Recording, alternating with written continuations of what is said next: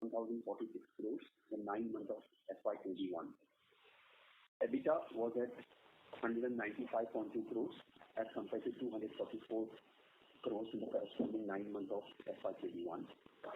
EBITDA margin was at 18.2% in the 9 months of FY22 as against 23.3% in 9 months of FY21. PAT stood at 157.2 crores, being almost flat on a year-on-year basis.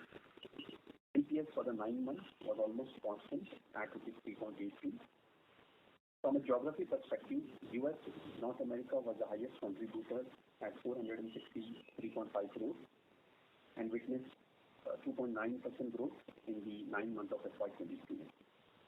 EU and UK formulations market recorded 2.6% growth at 454.1 crores.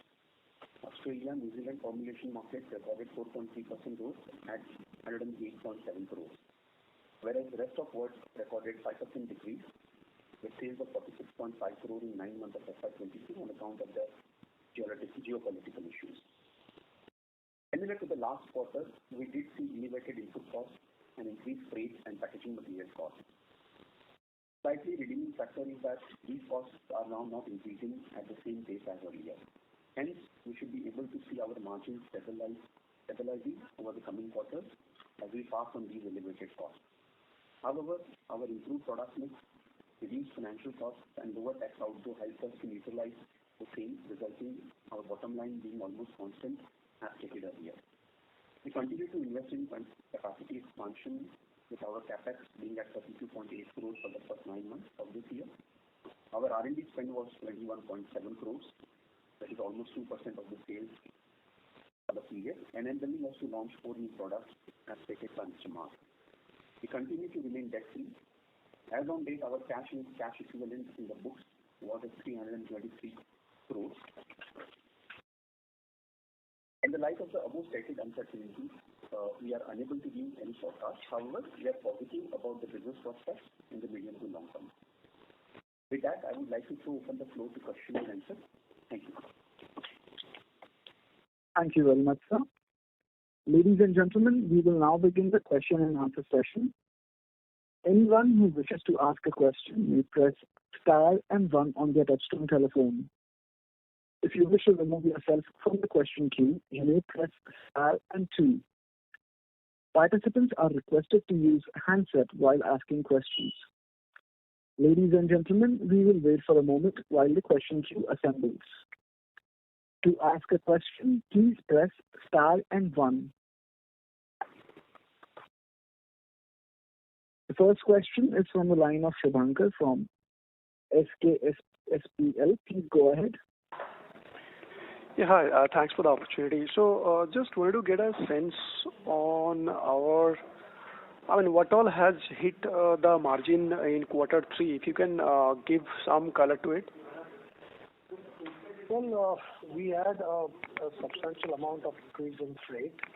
We had packaging, raw materials, all these inputs which have gone up. Obviously, a lot of material coming in from China, which is again resulting in increase in cost. The freight from overseas, from China itself has gone up. So it's basically amounting to all components going into the product. In addition, the freight which has gone up by nearly 3/4. And where are we in terms of those cost pressure in current quarter, in terms of freight and in terms of the other raw materials? Well, in my previous quarter, I did mention it's going to take some time for it to come down or to even get better. I don't see the last quarter freight improving or raw material or packaging material cost improving. As Mr. Jitendra said, it has stabilized. It is not rising the way it did rise in the last 3 months. So you do see a bit of stability, and with that, we do expect from here it may start improving or tapering down. But I don't foresee this happening before March or April. And thanks for this. And finally, basically, we started the year, March 2021, we started with a very positive note. We were expecting a 15% kind of a revenue growth. Not so much on the margin, because I can understand there are a lot of factors which is not in your control. But in terms of the revenue growth, it seems like we are going to end with a low single digit or kind of no growth year, FY22. Yeah, because of the volatility in the market and the pricing that you can see, we have to take conscious calls at times where we have to ensure that we don't lose out on our profitability or the margins. So we took conscious calls. If we had to let go of certain contracts, we let go of certain contracts so that we don't bleed in terms of profitability. So we did give our priority to profit more than the top line, and that's why we could manage to sustain what numbers you see, or at least show a decent set of numbers out here. All right. Thank you so much. Thank you.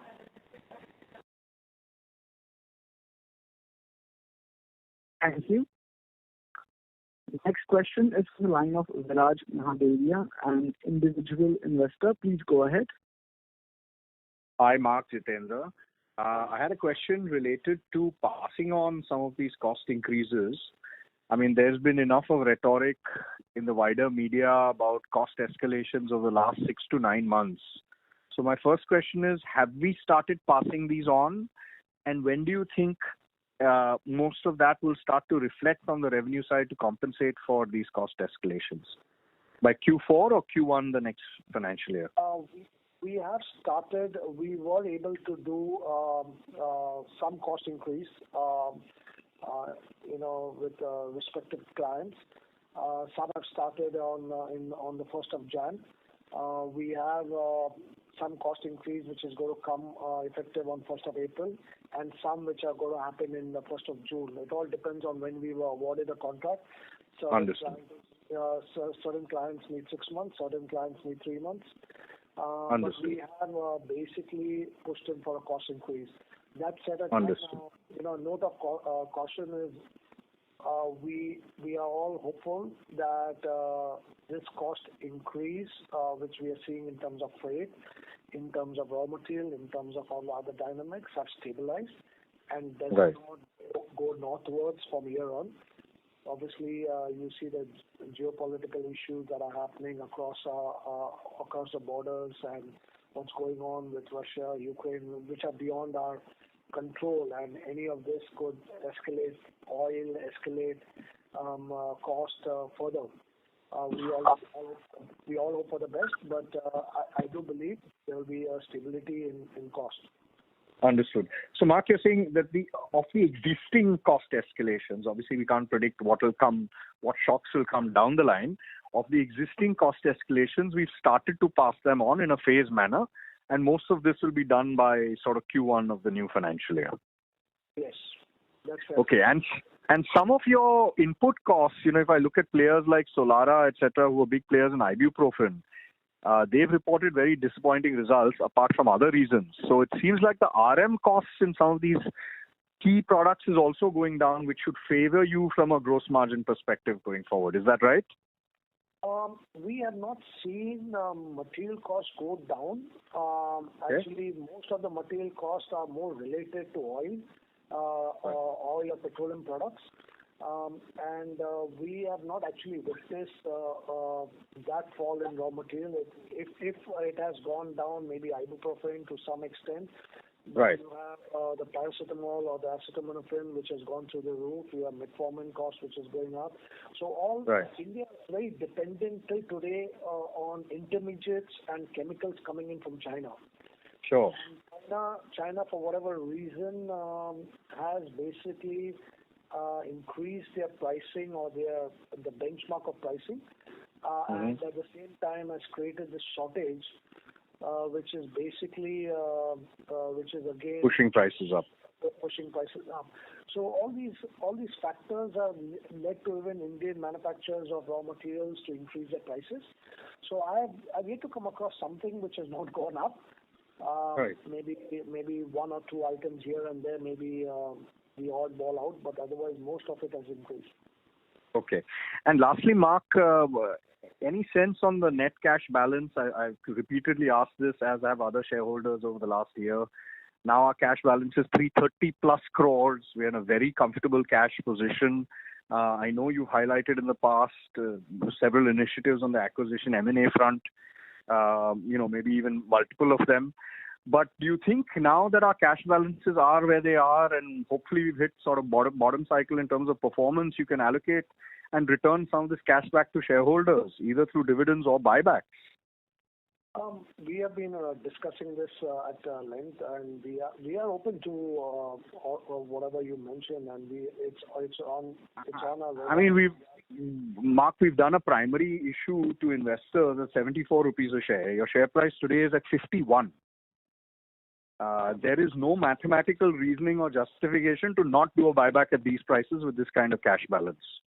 Absolutely, and we have allocated resources. What you see out there, we have allocated over 100 crores just on capex, and we have started the capex, part of it, expanding our capacities and infrastructure. We have allocated some more resources for M&As.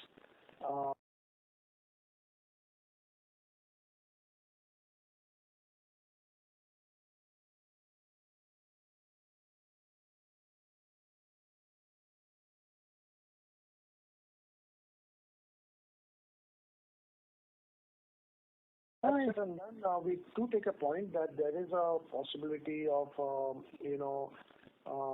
free cash flows to be allocated into, buyback or something of that stuff. And we have discussed this, and we are exploring the possibility also. Great. It'd be great if you can give it another look, given what's happening in the markets and where the share prices come to now. And also, you're obviously still generating free cash flow every quarter. So it's not like 330 is a static balance. So maybe if you can allocate 50 to 100 crores for a buyback, I think that would be a very shareholder positive, friendly move. Okay. Noted. Thank you. Thank you. All the best. Thank you. Next question is from Yogesh Vari from Arihant Capital. Please go ahead. Thank you, sir, for taking my questions. I wanted to understand basically the revenue, the regional revenues. So to begin with, if I look at the US and North America revenue, and I do a backward calculation, it looks like that in Q3 versus Q2 of FY22, there has been a decline of about 9 to 10 crores. So about 157 crores in Q3 versus 168 crores in Q2 FY22. But what we understand is we launched 3 products in US. So if you can help me understand why there's a decline, what would be the factors behind the decline in the US revenues? Hi, Yogesh. Hi, Jitendra here. So yes. As Mark mentioned earlier, basically because of the pricing dynamic, we have considered giving up on certain contracts because they were not profitable enough for us to continue. So on one side there was a degrowth coming on a few products on those contracts, but then that was compensated by some new businesses, some new launches. So overall, we could sustain our numbers, and we have grown in the first 9 months. The new launches which took place during the quarter, again, they will take some time to pick up in terms of revenue, and we believe that these products have good potential. We will definitely penetrate into the market with reasonable market share of these products in coming quarters. So in coming quarters, definitely these new launches will pick up, and we will have incremental revenue coming from these products. So can we expect the quarterly revenues to grow from here for US and in spite of the price erosion? Yeah, we believe so, yes. And what would be the quantum of price erosion? It looks like the quarter-on-quarter degrowth in US revenues is about 5 to 7%. So we can take that to be the price erosion, 5 to 7%. Yeah, it is single high digit number. Yeah. Pardon, sir? Yeah, it's a single high digit number. Between say 7 to 8%. Yes. 7 to 8%. Thank you, sir. And the next is on the Europe revenues. So what our calculation says is like there has been an increase of about 3 to 4 crores in Europe revenues on a quarter-on-quarter basis. So about 2 to 3%. So is this because of the new launch we had loperamide in UK? Is that the factor? Basically, again, I think it has contributed to some extent, but again, not a very large number. So we have maintained the volumes of our UK business, So to some extent, we can say yes, it has contributed to the increase. Okay, but this growth which we are seeing in Europe of 2 to 3%, that is like volume led. Is there any big factor behind that growth? See, it's a flat number, so it's mainly we have maintained the volumes,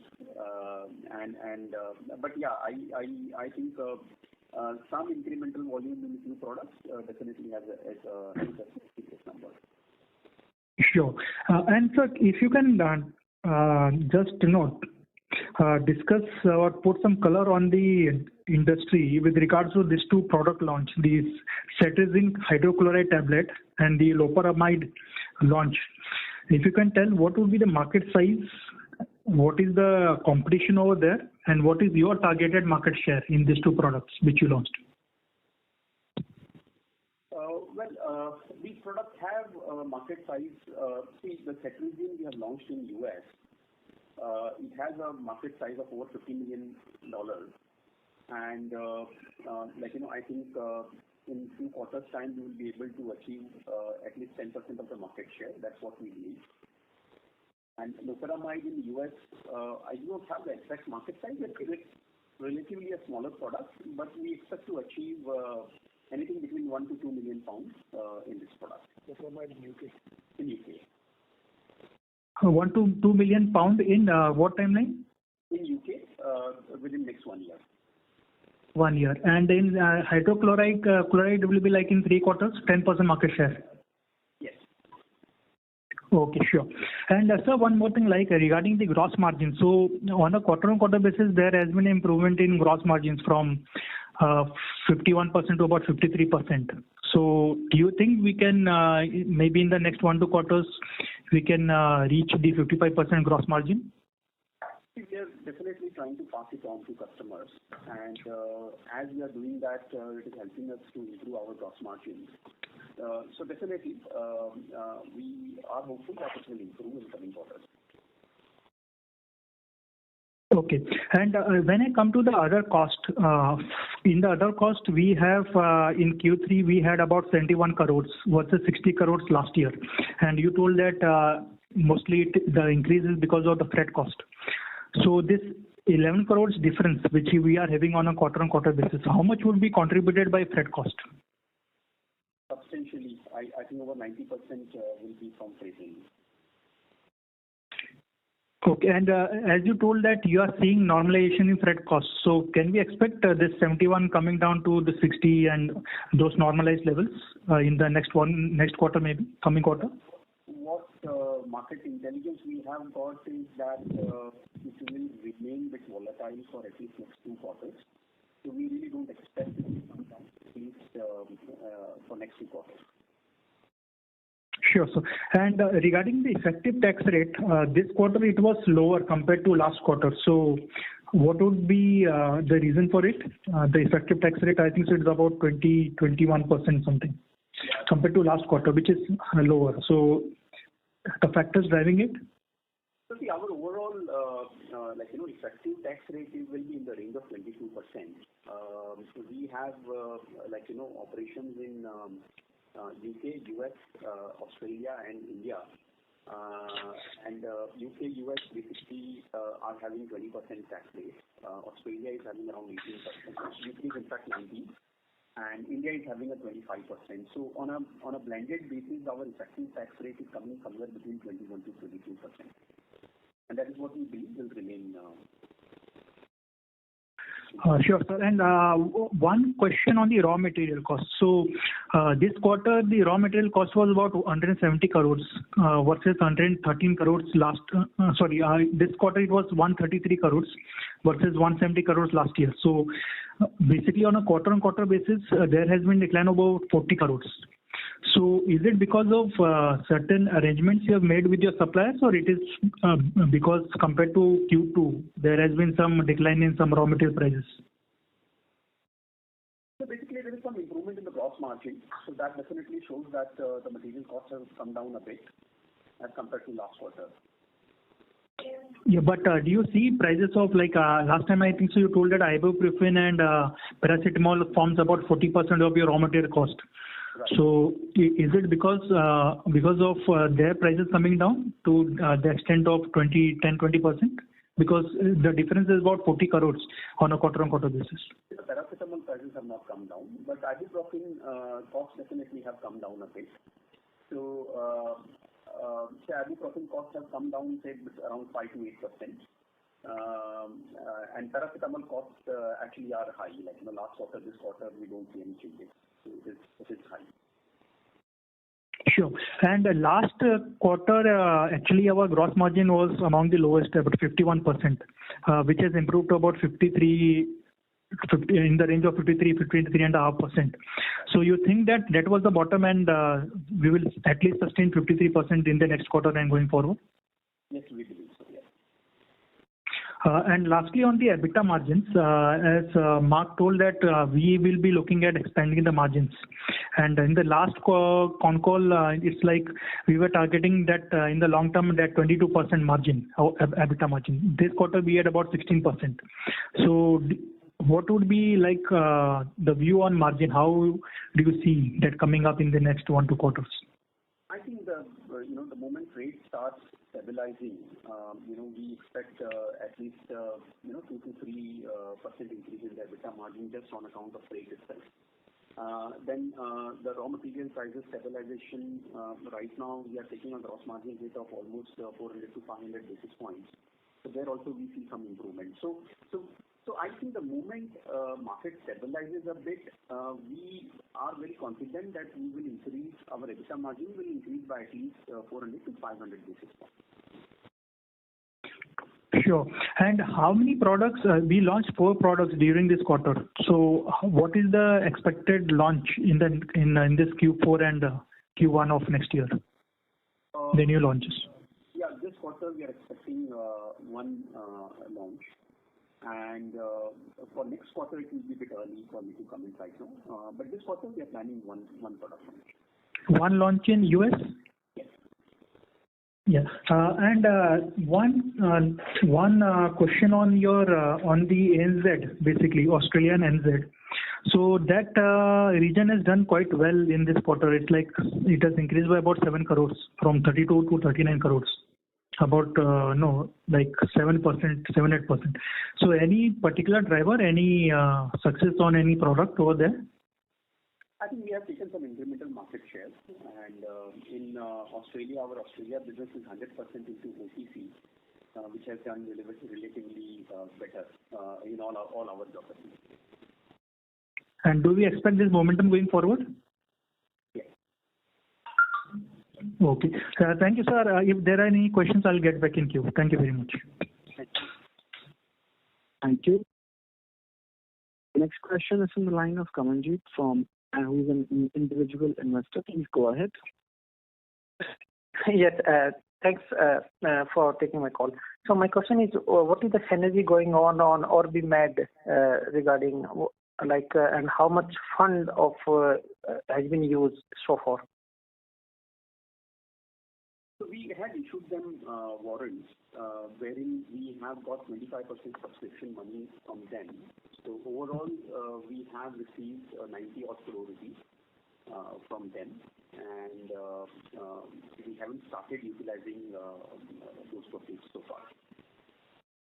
Okay. And yeah. okay. And sir, your R&D expenditure right now for the including quarter four, it is 2%, or it is till date it has been already 2%. So our R&D cost, we have started spending a bit higher amount as compared to earlier years. Earlier years, those were in the range of 1.2 to 1.5%. So already this year in the first 9 months, we have crossed 2%, and I think by the end of March, it should be somewhere around 2.3 to 2.5%. Eventually by next year, we plan to spend somewhere around 3.5 to 4% of our revenue. So it is going to go up. We have definitely started with aggressive R&D spends, and we intend to file more products in our regulated markets wherever we are present. Okay. So because in financial year 17 it is 0.6% to the sales right now, in financial 21 it's 1.4. So can we expect in next 3 years the R&D expenditure will be more than 3%? Definitely it will be more than 3%. In next 3 years I think it should be around 5% of sales minimum. Okay. 5. So in which area we are expanding in the existing domain, or we are doing some R&D in any other domain? We are doing an existing domain. We are spending we are spreading, of course, into newer segments, newer delivery systems, liquid RX.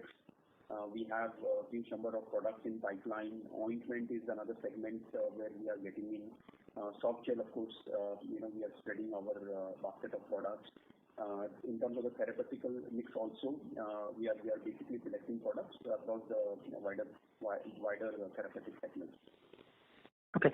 Sir, our key material as used, how much it is in domestic percentage to our import one, in the sense of? You mean to say import purchase? Yeah. The raw material which we are procuring, how much it is from the domestic market and how much it will be from the import from the China or somewhere else? Okay, I think we are importing around 40% of our total material requirements, and 60% comes from the domestic players. So 40% is for our key material, that is paracetamol, PCM, and ibuprofen, or some including all? Including all. 40% is including paracetamol, ibuprofen, and metformin. Okay. And sir, it's still 8 months we have not used or we made amount, and when we can expect there will be any use, any news from the company side about we have done something, because since last 8 months nothing has been happened on those. It's okay, might be planning and strategies has been worked out, but it's just only 10 months left out to redeem all these warrants. So when we can expect some good news? No, definitely, as Mr. Mark has said, that we have allocated funds towards the end utilization, and we are working on these areas. We expect the fund utilization to happen in next year. Okay. Thanks, sir. Thank you. Thank you. Thank you, sir. Thank you very much. Before we take the next question, we would like to remind participants that you may press star and to ask a question. The next question is from Manoj Matthew Jacob, a retail investor. Please go ahead. Hello, can you hear me? Yes, we can hear you. Please go ahead. Okay. Jitendra, your voice is very feeble. Okay. It's very feeble, but the questions to asked is clear. Okay, my question to you is simple. The diluted EPS, is it 1.2 or is it 1.11? Because on dilution you'll have 45 crore shares. No, I couldn't get your question. The EPS, the diluted EPS, it's 1.2. That's what you report. Okay, right. But on the net profit of this quarter, it should have been 1.11, because when OBMET new issue comes and also Marks new capital comes, the share capital will go to 45 crores. Yeah, so see, the OBMET right now they have subscribed to the warrants. I know. have not been calculated here right now because we haven't received full money also here. We have 5% of it. So right now it is excluding the shares which to Orbimate post conversion. Okay. And the next question is: has the freight stabilized as the last quarter? Has it increased in February? You are talking of the freight cost. Freight costs have been stabilized, but then again they keep coming up with GRI. The GRIs are general rate hike indications. So though there is no increase in last say 3 months, but you never know, so we hope that they will not go further, and eventually they will start coming down. Definitely it will take some more time, but at least for the timing they are stable. Okay. And the last question from my side is, with Brexit in view, okay, do you think our market in Europe will be affected because we only have a UK approval? No, we were not having any impact of Brexit because as it is our UK centric, and most in fact we have grown. I think there was no negative impact in our business with Brexit. No, my question is, we don't have for the factory in Goa a EU approval. We only have a Great Britain approval. Yeah, but it is valid. It is the UK approval is valid for EU. Even in spite of Brexit. Yes. Even after in spite of all the common rule. Okay. Thank you. That's all. Thank you. Thank you.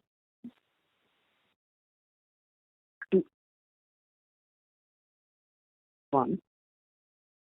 Next question is a follow-up from the line of Yogesh Tiwari from Arihant Capital. Please go ahead. Thank you, sir, for taking my question again. There has been an increase in employee cost on a quarter-on-quarter as well as on a year-on-year basis. So any particular reason behind the increase in employee cost? Our employee cost has risen by almost 2% in this year as compared to last year. And we have basically increased, our overall headcount in India, even in US also. So that was the primary reason. We have started with an API division also in our company. So we have hired people for API, business and R&D as well. So yes, there's an increase in R&D cost. In employee cost also.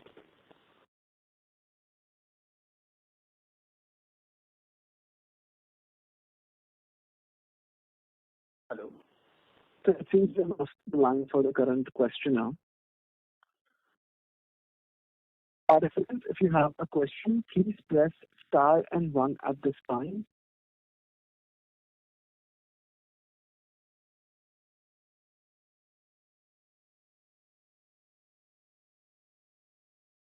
Ladies and gentlemen, we would like to remind our participants that you may press star and 1 to ask a question.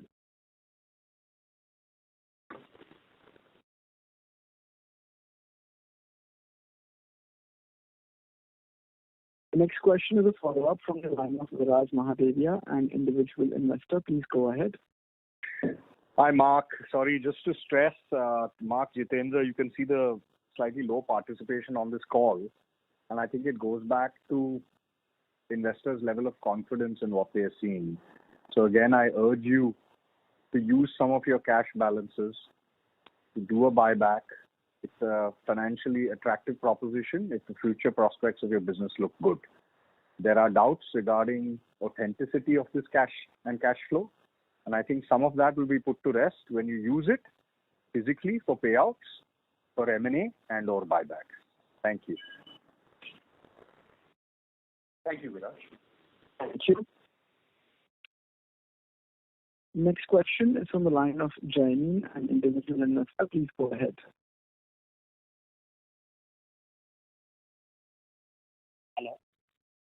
Maybe your line is unmuted. Please go ahead. Okay. I want a view for growth perspective on a 3 to 5 year business. Yeah. Hello? Hello. I want to know about growth perspective with a viewpoint of 3 to 5 years. Well, like I said in the beginning of the call or in the introduction, we are very confident on our trajectory of touching 2,000 crores within the next 2 to 3 years. I do believe we are progressing in that direction. I think that could be the first benchmark you can take from where we are today. Okay. Thank you. Thank you. Next question is a follow-up from Yogesh Tiwari from Arihant Capital. Please go ahead. Thank you for taking my question. Sorry, sir. Actually, I was disconnected. I just wanted to know on the increase in the employee cost. If you can please repeat the increase in employee cost. Yeah. So we have increased our headcount, a number of headcounts in India operations and in US operations as well.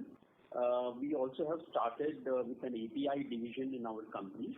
So we have employed more people there also. In R&D also we have increased the number of people. So this all has resulted in a 2% increase in our employee cost over last year.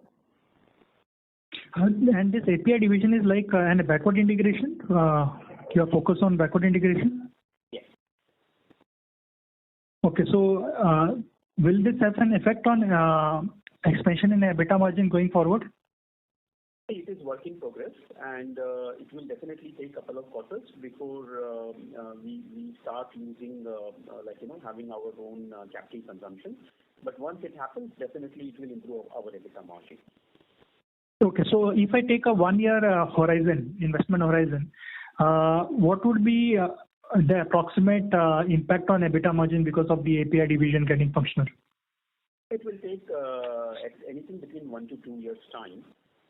It is difficult to basically start predicting a number here, but definitely it will give us incremental gross margins of 5% plus kind of number once we are fully integrated. Yeah, so we can expect a 5% improvement in gross margins maybe 2 years down the line because of the API division coming in. Yes, absolutely. Yes. And sir, one thing on the other costs. So what I understand is like we will be passing on the freight cost to the clients, right? To the customer. We will not be taking it. Right. Yes. Yeah. And sir, can you give a hello? Basically, the pricing, the costs will be passed on in terms of in entirety, including the material cost increase, the freight cost increase, everything put together. So when we pass it on, we consider all costs increase. Sure. And lastly, can you give any outlook on what would be the approximate growth in the Europe and US markets going forward? If I take a 2 year view, what would be like the growth in these two markets? We are targeting to grow 15% year on year, both in Europe and in US businesses. Okay, sure. Thank you very much, sir. Thanks.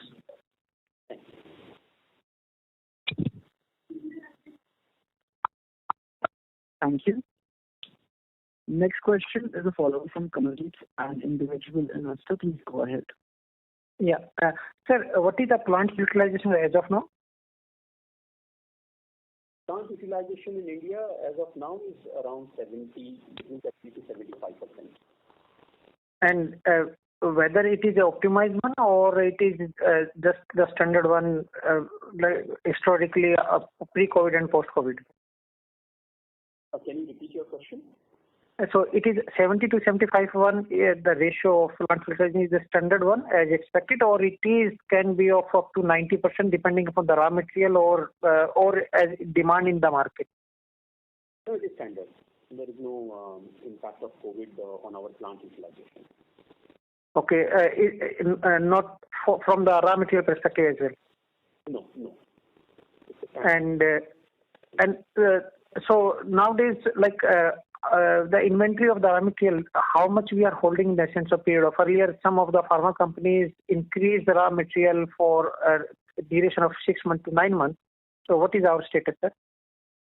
See, we have also increased our inventory levels. If you see our this September balance sheet numbers which we had published, the overall inventory we had was in the range of 3 to 4 months, and we still continue to hold that level of inventory.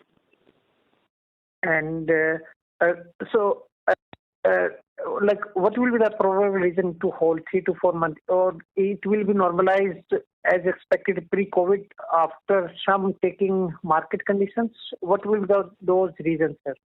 See, right now the overall supply chain situation is pretty volatile, so we definitely intend to continue with this level of inventory for at least the whole 1 year. So, like, as everyone is saying, supply chain disruptions and all, how much it can be a delay from a normal course? If you can let me know some ballpark figure, 5 days, 10 days, whatever it will be. See, the normal shipment time from India to US earlier, it used to take around 30 to 35 days. Nowadays, it is taking more than 50 days. So that way, definitely the overall turnaround time have increased by 3 to 4 weeks. Okay. Thank you, sir. Thank you. Thank you. Participants, if you wish to ask a question, please press star and 1. Next question is from the line of Aditi Kasbekar, an individual investor. Please go ahead. Hello, can you hear me? Yeah, yes, we can. Please go ahead. Thank you for the opportunity to speak. I just wanted to sort of reiterate an observation which has already been raised on the call, I think, by a couple of participants who've already talked about the use of cash on the book. So just wanted to reiterate, even in the past, we've seen a bunch of companies which, effectively then live with the stigma of not rewarding the shareholders for long enough and not putting the cash which has been raised to use on an appropriate basis within suitable kind of a time frame. So really urge you to sort of take a shareholder friendly move in terms of either announcing a dividend or, buyback would possibly be the best thing to do here. That's just a request. That's all I wanted to say. Thank you. We appreciate it. Noted. Thank you. Thank you. Next question is a follow-up from Yogesh Tiwari from Arihant Capital. Please go ahead. Thank you, sir. One question on the depreciation. So there has been an increase in depreciation for this quarter. So is this related to the Goa facility, which you are ramping up? Yeah, it's a normal depreciation increase on account of the capex which we are doing. So every year we are doing incremental capex, and that is resulting into higher depreciation. So it is coming from Goa. It is coming from our other 2 plants also in UK and in US. Okay, so what would be the quarterly run rate for this depreciation? It would be in this 8 to 9 crores? Yeah, it will be in the range of 8 to 9 crores, around 9 crores. Yeah. Yeah, and one more thing. In your presentation, you have highlighted the long-term growth of the company, wherein you have put in 3-4 factors. One is through capacity expansion, inorganic growth, and other factors.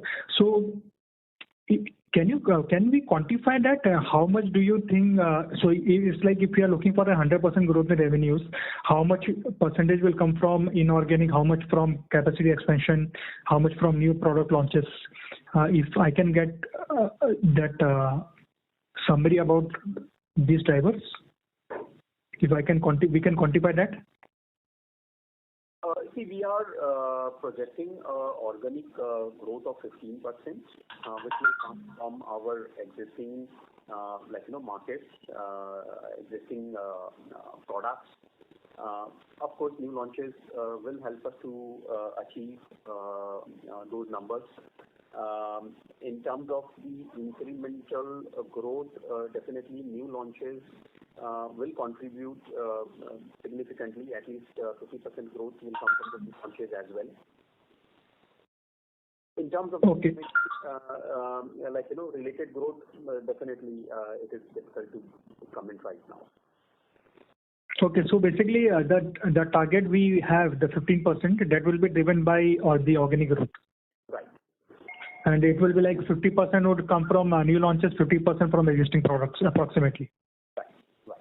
And any other incremental will basically come from inorganic and acquisitions, about 15%. Absolutely.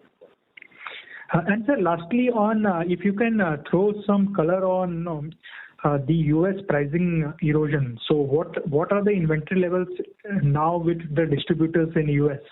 and how it is affecting the price? Where do you see it bottoming going forward? So the pricing pressure is on twofold. One is when you talk of RX, it is normally on the price itself. When you're talking of profitability, you have the cost increase also happening out there. So I do believe the pricing, as long as there is no uncertainty in the global market or there is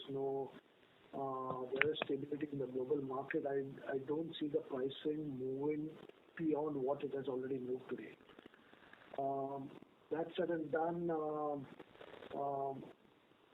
in the RX front in the US, it's a highly consolidated market. And hence, it just depends on demand and supply situation. When there's low demand and excess supply, then you do have volatility in pricing.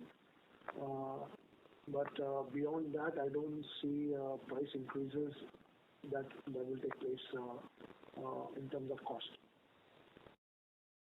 And in terms of inventory levels with the distributors in US, do you see a quarter-on-quarter decline in those inventory levels, which will support prices going forward?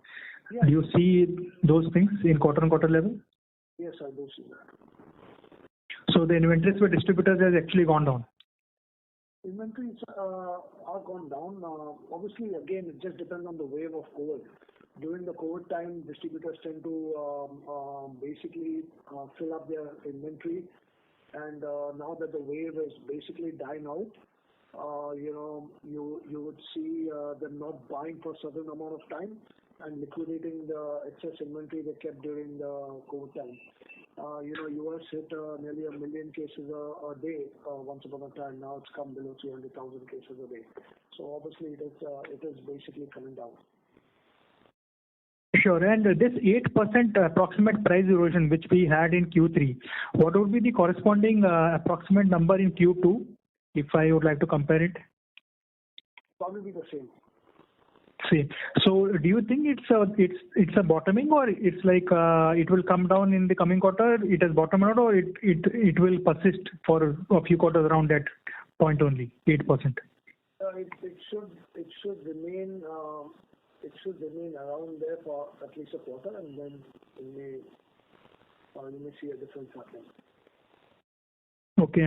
So once it stabilizes, it will most likely come down in 2-3 quarters. Yes. Okay. Sure. Thank you very much, sir. Thank you. Thank you. Next question, follow-up from Kamaljeet, an individual investor. Please go ahead. Sir, one question related to right now, employee cost has been increased. So it includes the employee salary hike for management as well, or it is just the new hires or something? So we had a normal increment also during the year for all employees, which we give every year to our people. Okay. So what will be the median salary of an employee to the management? In terms of the increment you are asking? Increment or in like in a ratio wise also? It is between 5 to 10% on an average. And the median in the sense of? I don't have that number right now with me. Okay. Sir, one point here in the sense of one side we are saying there are inventory with our distributor there. Another side we are saying that there is a shipping cost increase. So how it will be a margin effect if one side distributor have a lot of inventory and that is getting decreased, and one side we are saying that or we have to send a lot of material and that is impacting our margin? I could not get your question. Sir, take example of US in the sense of just my follow-up colleague is asking the questions. So take a container nowadays is 50 days and there is a freight rate high, but already distributor have some inventory of 3 to 4 months or 5 months. So our margin should be segregated over period of time only on the material which is we are passing through, rather than the material which is already there. Why we have to send that material there? No, see, this is based on the forecast and the orders which distributors are placing with us. So once they place the order, we have to deliver it to them. So they cannot stop, the shipment or the flow of, business. So that will continue as it is, but definitely there will be some inventory adjustments which will keep happening based on the demand supply, based on the inventory levels. So that will always be there, and those moments will always be there at any given point of time.